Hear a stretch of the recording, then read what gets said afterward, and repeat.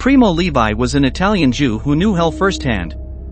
When he was 25 years old, he was captured by the German army and sent to the Auschwitz concentration camp. Being a prisoner, he became an involuntary witness of human cruelty and contemplated so many miseries that his life would not be enough to account for the totality of the horror. He saw children torn from their mothers' arms and sent to the gas chambers, mountains of rickety corpses piled up like firewood, and soldiers indifferent to the suffering of others. Levi was lucky enough to be one of only 20 survivors from his group.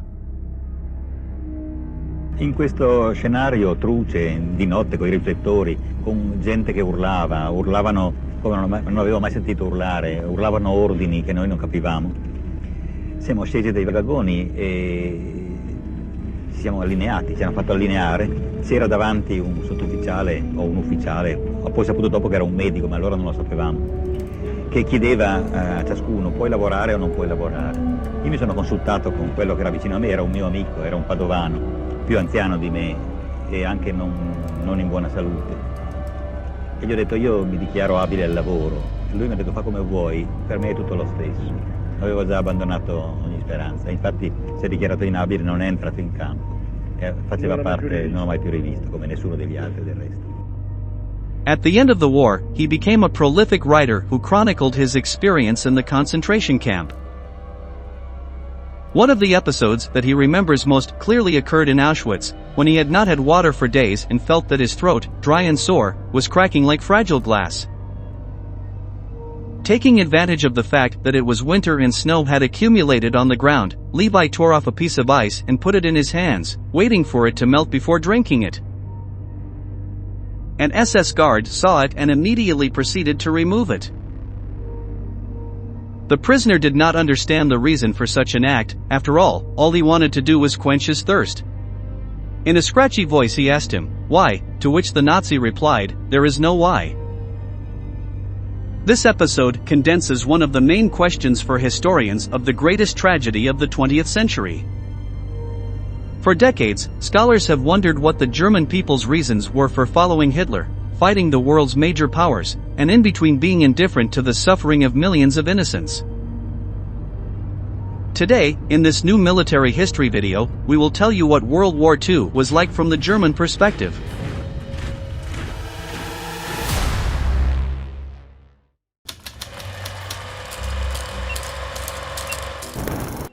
It is often said that history is written by the victors, and that is why it is important to consider the vision of events that the defeated had. At the end of World War I, the Germans were forced to surrender under humiliating conditions. They had to pay huge sums of money to the victors, cede some of their territory, and reduce the size of their armed forces. The feeling of helplessness sank deep into the population, who saw how their country's economy was collapsing under inflation and unemployment. At the same time, the political situation was unstable, the democratic governments were unable to solve the disaster and, in the streets, the extreme left threatened to make a communist revolution. In this context, Adolf Hitler's National Socialist Party flourished, which by 1932 garnered millions of votes and had dozens of deputies in parliament. Contrary to popular belief, anti-Semitism was not the main reason why Germans voted for Nazism. For ordinary people, the Führer's movement was the only one capable of bringing order to a nation devastated by internal conflicts and violence, although this had been generated, to a large extent, by the Nazis themselves. Hitler exploited resentment of traditional politicians and fear of communism to rise to power in 1933, and from then on turned his rule into a dictatorship. Let's see the testimony of a German worker, who illustrates what many thought about the Nazi leader. Faith was what had always guided us, hope in Germany, in the purity of our nation and in our Führer. We knew that one day everyone would recognize that the Third Reich we established with blood and sacrifice was destined to bring peace and joy to the world. The seeds for tragedy were already sown.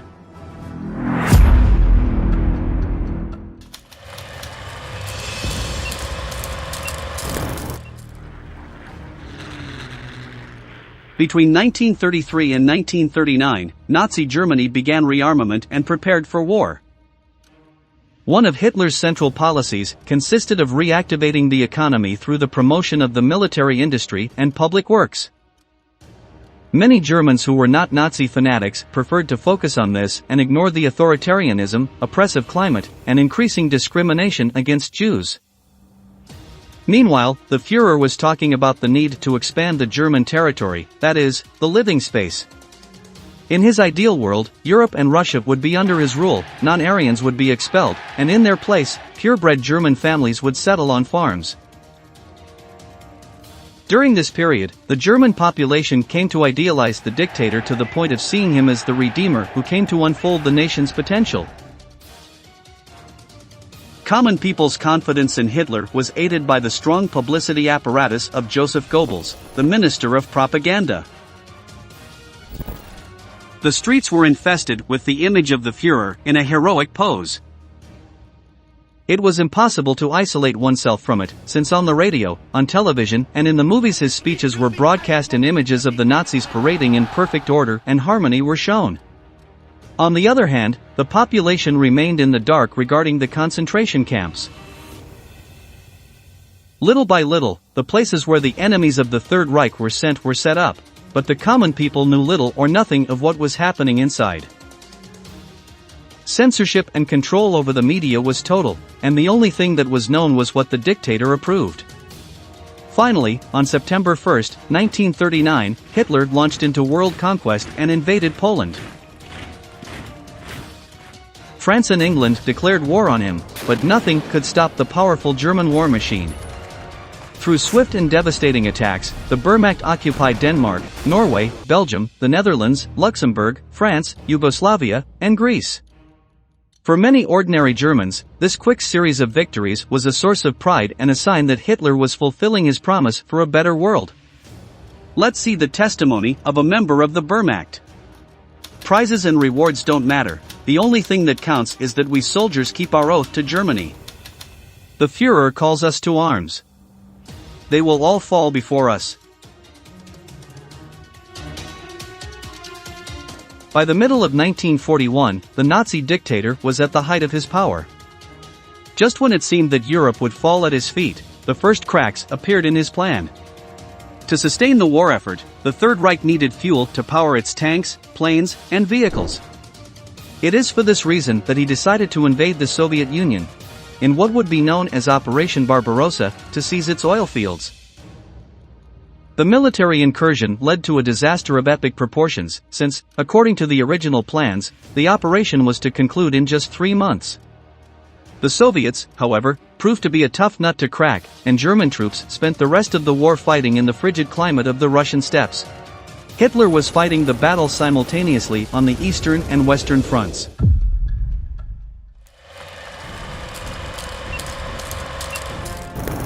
He had millions of men mobilized, but, on the other side, the Allies were regaining the initiative.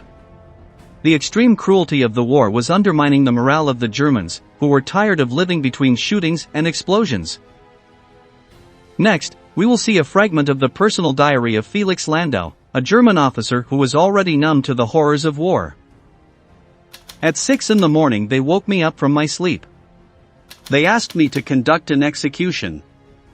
Well, what does it matter, I'll play the executioner and undertaker, why not? It's strange, one moment you're in the heat of battle and then you're shooting defenseless people. My duty was to shoot 23 civilians, including 2 women.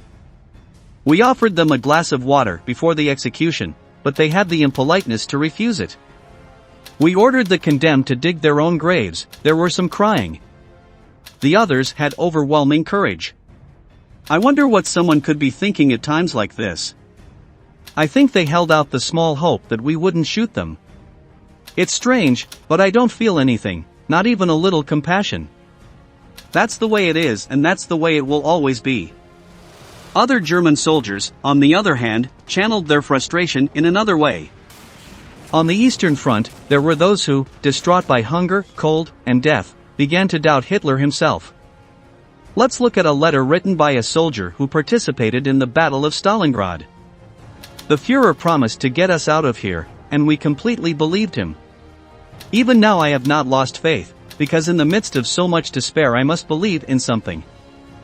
Throughout my life, at least 8 years of it, I believed Hitler's word, but my comrades are doubting the leader. I am ashamed to hear his complaints without being able to refute them, because the facts are on his side. We have been abandoned.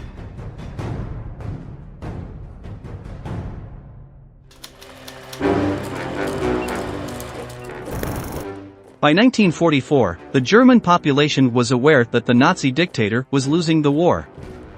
The media did not hide the defeats, although they tried to minimize them, and the soldiers were withdrawing their forces from the battlefield. From the east, west, and south, the Third Reich was surrounded, and its enemies would soon be at the gates. In these circumstances, the only thing Germany could hope for was to resist, not crumble and inflict as many casualties as possible on the Allies. This way, Hitler could negotiate peace in a way that would not be perceived as humiliating by the Germans. However, the Red Army launched a sweeping advance along the Eastern Front and reached the gates of Germany. For ordinary people, this was perceived as a catastrophe and the end of the world. The city of Berlin became the epicenter of destruction, being reduced to little more than rubble.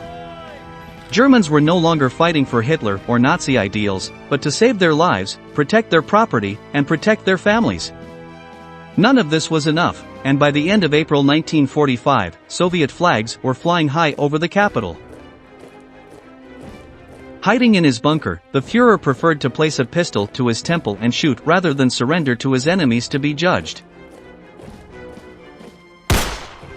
Germany's participation in the Second War had come to an end. Thereafter, the Allies occupied the country and launched denazification, a process to erase the legacy of Nazism in culture and society. In the years that followed, the German population learned the truth about the concentration camps, giving them a new perspective on the horrors of Nazism. The vast majority reflected on what happened, and there is now a consensus in Germany about the importance of remembering how they got to this point and the importance of sustaining democracy. Thank you very much for joining us until the end. Stay tuned for our next video.